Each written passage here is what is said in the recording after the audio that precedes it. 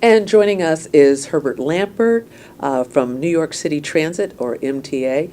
Herbert, thank you so much for being with us. My pleasure. We're here celebrating the 43rd anniversary of Comto at our annual conference, and I'm glad that you were able to be here. Tell us a little bit about your background, how you got into transit, and how important it is to have people of color in this industry. Well, believe it or not, I come from a family of railroad people. My grandfather was the first African-American dining car chef on the Pennsylvania Railroad back around 1927, 28. And he worked for the Pennsylvania Railroad for approximately 30 years. And at that time, blacks in the railroad industry were basically porters and cleaners and Pullman porters, and they didn't really move up to, if you will, to the main cars. And so he was a chef, and I remember eating all those smothered pork chops and smothered chicken and biscuits for breakfast. So I think growing up as a child, that kind of influenced me to go into the transit industry. My father was also a conductor for the Pennsylvania Railroad as well. So I have four siblings, and they went into law enforcement, and I took the career path into transit. So I started as a conductor and worked my way up through the managerial ranks within Did the you have organization. any idea that you would be able to move into management? I always did. I had people, as Winton spoke earlier, I had a couple of people in particular who pushed me and told me that I can do something and to believe in yourself. And I remember one of my managers, he gave me a money order for $35, and he said, I want you to join Comto. He said it's the best organization in the world that is there to help minority people. So I took that money order, and I sent it in, and I joined Comto, and that was back in the early 90s. So I've had a long-term relationship with Comto ever since. When you come to the conferences, what are you looking for that you can take away when you go back to your office? The networking, when you meet so many wonderful people in the industry, it just really amazes me that there are so many people out there and so many people who make the country move in all aspects, whether it's transportation or whether it's engineering, new cars. It just boggles my mind.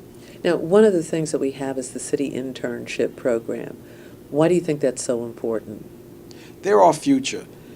I got so emotional looking at the men and women when the colonel made them come back in the room in age order. And it reminded me of me when I was younger, and someone really just motivating me. So they're our future, and their support, and it's our job to give back. I think that's really important. Someone helped me along the way, and I think it's really important that we show them what it is to be responsible. I think we've had some really great workshops over the last several days to show them how to be prepared, be on time, and how to get ahead in the industry, because it is a very competitive industry, and if you're not prepared, you may not get those opportunities. Well, Julie Cunningham, CEO of Comto, is no longer with us. She passed away.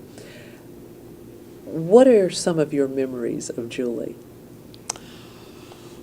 Julie, very special person, very down to earth, very direct, and when I first met her back in the early 90s, when she first came to New York, we had some people to go pick her up from the train station. She came up from Washington via Amtrak, so we sent people to the train station to pick her up. And ever since then, we developed a very nice relationship. She even sent me a business card holder. It was very special. I still have it, and with a nice thank you note. The other Julie, I remember one year I didn't pay my membership dues. And I got this very nice small card in the mail, and it was from Comto, and when I opened it, it was from Julie, and she said, "Is there something wrong? You didn't pay your dues." Well, I immediately got that check, filled it out, and sent it in. And when I saw Julie the next time she came, I said, "Julie, you sent me that note?" She said, "Yes." So she really, not only was she interested at the higher level, but she took an interest in the people and she watched the dollars. She knew who paid and who didn't pay, and if you didn't pay, she wanted to know why. Is there a problem? And it was just, it was an oversight. Won't do that I again. won't do that again. And the last time I saw her, 2 years ago, when she was in New York City, she honored some people at New York City Transit, and she always made a special mention to me when she was up at the podium, just acknowledging everyone, and she would say, to my good friend Herbert, who always takes care of me. So I will always remember that about Julie. Thank you so much, Herbert, for sharing that. Thank you.